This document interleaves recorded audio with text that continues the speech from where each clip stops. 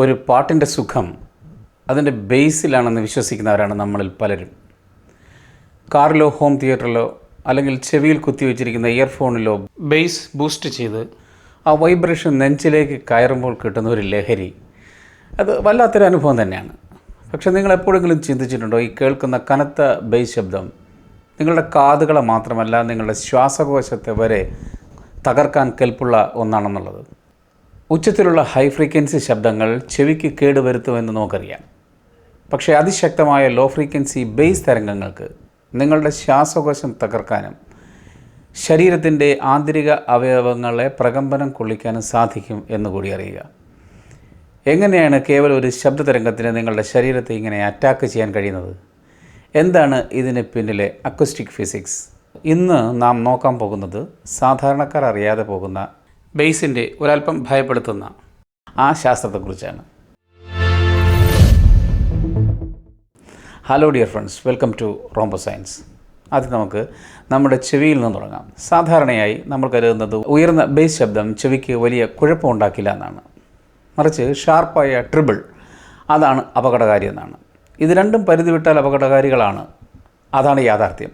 നമ്മുടെ ഉൾച്ചെവിയിൽ അഥവാ ഇന്നർ ഇയറിൽ കോക്ലിയ എന്ന് പറയുന്ന ഒരു ഭാഗമുണ്ട്. ഇതിന് ഒച്ചിൻ്റെ ഷേപ്പാണുള്ളത്. അതിൻ്റെ വലുപ്പമാകട്ടെ ഒരു പയറുമണിയോളവും. ഇതിനുള്ളിൽ ആയിരക്കണക്കിന് കുഞ്ഞ് രോമങ്ങൾ പോലുള്ള കോശങ്ങളുണ്ട്. ഇവയെ സ്റ്റീരിയോസിലിയ എന്നാണ് വിളിക്കുന്നത്. പുറത്തു നിന്ന് വരുന്ന ശബ്ദതരംഗങ്ങളെ തലച്ചോറിന് മനസ്സിലാകുന്ന ഇലക്ട്രിക്കൽ സിഗ്നലുകളാക്കി മാറ്റുന്നത് ഈ കുട്ടി രോമ കോശങ്ങളാണ്. ഹൈ ഫ്രീക്വൻസി ശബ്ദങ്ങൾ ഈ കോശങ്ങളുടെ മുകൾ ഭാഗത്തെ പെട്ടെന്ന് നശിപ്പിക്കുമ്പോൾ ബേസ് ശബ്ദങ്ങൾ അഥവാ low frequency high amplitude waves ഉണ്ടാക്കുന്നത് മറ്റൊരു പ്രശ്നമാണ്. ഉയർന്ന തീവ്രതയിൽ വരുന്ന ബേസ് തരംഗങ്ങൾക്ക് വലിയ സമ്മർദ്ദ വ്യതിയാനങ്ങൾ സൃഷ്ടിക്കാൻ കഴിയും. ഇവ ഉണ്ടാക്കുന്ന പ്രഷർ വേവുകൾ കോക്ലിയയ്ക്കുള്ളിലെ ദ്രാവകത്തെ അതിശക്തമായി ഇളക്കി മറിക്കും. ഇതിൻ്റെ ഫലമായി സ്റ്റീരിയോസീലിയ കോശങ്ങൾ ഒന്നുകിൽ ഒടിഞ്ഞു പോകുന്നു, അതല്ലെങ്കിൽ പൂർണ്ണമായി നശിക്കുന്നു. ഏറ്റവും വലിയ അപകടം എന്തെന്നാൽ ഈ കോശങ്ങൾ ഒരിക്കൽ നശിച്ചാൽ മനുഷ്യ ശരീരത്തിന് ഇവയെ പുനർജനിപ്പിക്കാൻ അഥവാ റീജനറേറ്റ് ചെയ്യാൻ കഴിയില്ല. ഫലം ശാശ്വതമായ കേൾവിക്കുറവ്, അല്ലെങ്കിൽ വിട്ടുമാറാത്ത ടിനിറ്റസ് അഥവാ ചെവിക്കുള്ളിൽ എപ്പോഴും കേൾക്കുന്ന ഒരുതരം മൂളൽ. 85 dB മുകളിലുള്ള ശബ്ദത്തിൽ ദീർഘനേരം തുടരുന്ന എക്സ്പോഷർ കേൾവിശേഷിക്ക് സ്ഥിരമായ കേടുപാടുകൾ ഉണ്ടാക്കാനുള്ള സാധ്യത വർദ്ധിപ്പിക്കുന്നു. 85 dB എന്നത് ഹെവി സിറ്റി ട്രാഫിക്കിൽ ഉണ്ടാകുന്ന ഏകദേശ ശബ്ദ തീവ്രതയാണ്.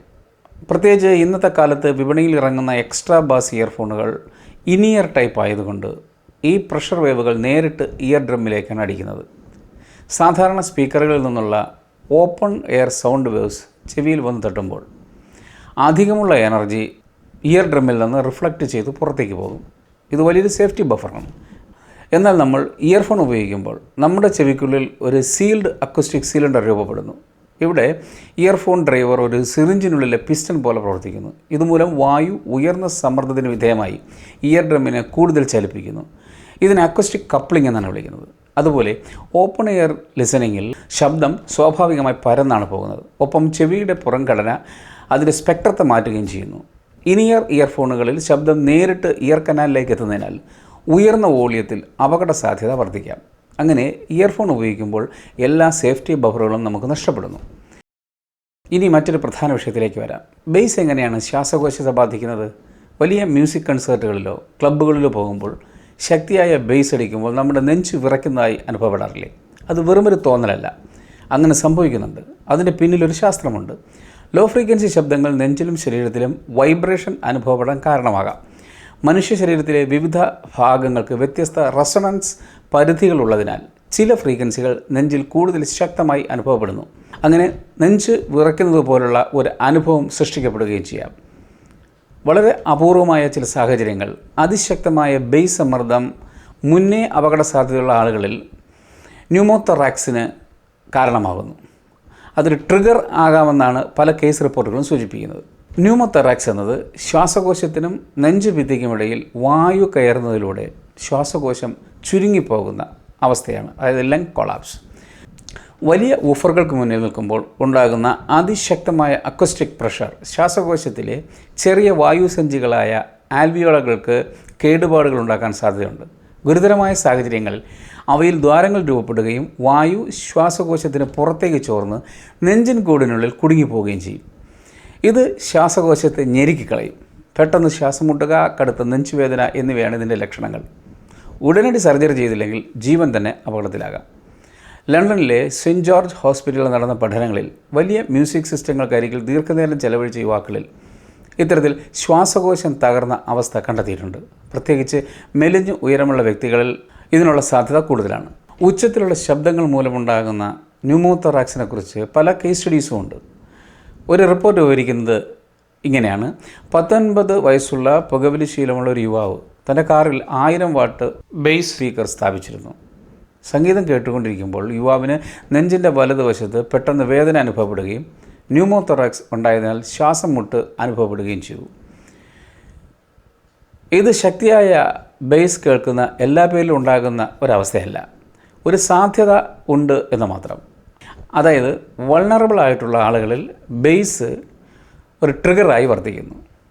പക്ഷേ ഒരു കാര്യം സ്പഷ്ടമാണ്, വളരെ ലൗഡായ ശബ്ദം ദീർഘനേരം കേട്ടാൽ കേൾവിയെ ബാധിക്കും. ഇത് അബ്സല്യൂട്ട് ബയോളജിക്കൽ സെർട്ടനിറ്റിയാണ്. കഥ ഇവിടെ തീരുന്നില്ല.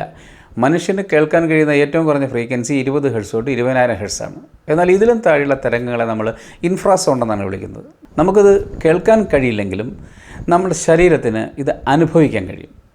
വലിയ കോറോഡിയ സിസ്റ്റങ്ങളിലും ഇവൻറ്റുകളിലും ഈ ഇൻഫ്രാസൗണ്ട് തരംഗങ്ങൾ വലിയ അളവിലുണ്ടാകാറുണ്ട്. ഇവ നമ്മുടെ ആന്തരിക അവയവങ്ങളെ എങ്ങനെയാണ് ബാധിക്കുന്നത് നിങ്ങൾക്കറിയാമോ? ഒന്ന്, തലകറക്കവും ഛർദിയും. അതിശക്തമായ ലോ ഫ്രീക്വൻസി തരംഗങ്ങൾ നമ്മുടെ ഉൾച്ചെവിയിലെ ബാലൻസിങ് സിസ്റ്റത്തെ ബാധിക്കുന്ന വഴി കടുത്ത തലകറക്കവും ഛർദിയും ഉണ്ടാകാം. മറ്റൊന്ന്, ഹൃദയമിടിപ്പിലെ വ്യതിയാനം. കനത്ത ബേസ് തരംഗങ്ങൾ ഹൃദയമിടിപ്പിൻ്റെ സ്വാഭാവിക താളത്തെ സ്വാധീനിക്കാൻ സാധ്യതയുണ്ടെന്ന് ചില പഠനങ്ങൾ പറയുന്നു. ചില പ്രാഥമിക പഠനങ്ങൾ ഇതിനെക്കുറിച്ച് സൂചന നൽകുന്നുണ്ടെങ്കിലും ഇതിൻ്റെ പ്രാധാന്യം ഇപ്പോഴും ഗവേഷണ വിഷയമാണ്. പ്രകൃതിയിൽ ഭൂകമ്പം, കൊടുങ്കാറ്റ് എന്നിവ ഉണ്ടാകുമ്പോഴാണ് ഇൻഫ്രാസൗണ്ട് തരംഗങ്ങൾ വൻതോതിലുണ്ടാകുക. അതുകൊണ്ട് തന്നെ ബോധപൂർവമല്ലെങ്കിലും കനത്ത ബേസ് കേൾക്കുമ്പോൾ നമ്മുടെ തലച്ചോറ് ഒരു അപകട സൂചനയായി അതിനെ കണ്ട് ശരീരത്തിൽ ഭയവും അനാവശ്യ സ്ട്രെസ്സും ഉണ്ടാക്കാം. അതുകൊണ്ട് സുഹൃത്തുക്കളെ, ബേസ് മ്യൂസിക് കേൾക്കുന്നത് തെറ്റാണെന്നല്ല ഇതിനർത്ഥം. പക്ഷേ ഏത് കാര്യത്തിലും ഒരു പരിധിയുണ്ട്.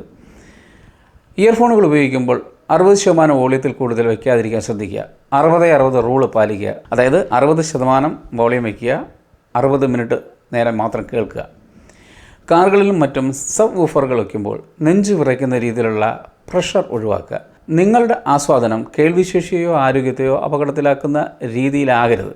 ലോകാരോഗ്യ സംഘടനയുടെ കണക്കുകൾ പ്രകാരം കോടിക്കണക്കിന് യുവാക്കൾ അൺസേഫ് ലിസണിങ് ഹാബിറ്റ്സ് കാരണം ഭാവിയിൽ ഹിയറിംഗ് ലോസിന് സാധ്യതയുള്ള വിഭാഗത്തിലാണ്. നിങ്ങൾക്ക് ഈ വിവരങ്ങൾ പുതിയൊരു അറിവായിരുന്നുവെങ്കിൽ തീർച്ചയായും ഈ വീഡിയോ ലൈക്ക് ചെയ്യാനും കൂട്ടുകാർക്കായി ഷെയർ ചെയ്യാനും മറക്കരുത്. നിങ്ങളുടെ അഭിപ്രായങ്ങൾ കമൻറ്റ് ബോക്സിൽ രേഖപ്പെടുത്തുക. ആക്റ്റീവ് നോയിസ് ക്യാൻസലേഷൻ ഉണ്ടായാൽ പുറത്തെ ശബ്ദം കുറയുന്നതിനാൽ അതിനെ മറികടക്കാൻ സംഗീതത്തിൻ്റെ വോളിയം അമിതമായി കൂട്ടേണ്ട ആവശ്യമില്ല. നമ്മുടെ കഴിഞ്ഞ വീഡിയോയിൽ പലരും ചോദിച്ച ഒരു വിഷയമാണ് ആക്റ്റീവ് നോയിസ് ക്യാൻസലേഷൻ.